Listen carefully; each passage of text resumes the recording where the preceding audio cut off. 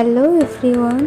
তো কলেজ থেকে তো আমরা ট্যুরের জন্য পুরো রেডি, নিয়ে যাওয়া হয়েছিল আমাদের ওল্ড দীঘায়। এখানে তো বাসে আমার বন্ধুরা নিচে ফাটিয়ে দিয়েছে, রাস্তার মধ্যে মেলা দেখতে পেয়েছিলাম।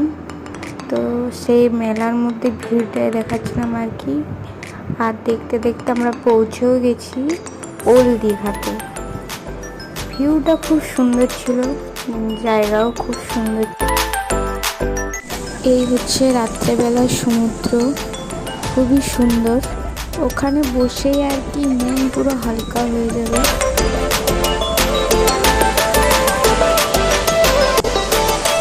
তারপর তো ওখানে বসেই আমরা ভোরের দিকে সূর্য উদয় দেখে যে যার রুমে ফিরে আসি।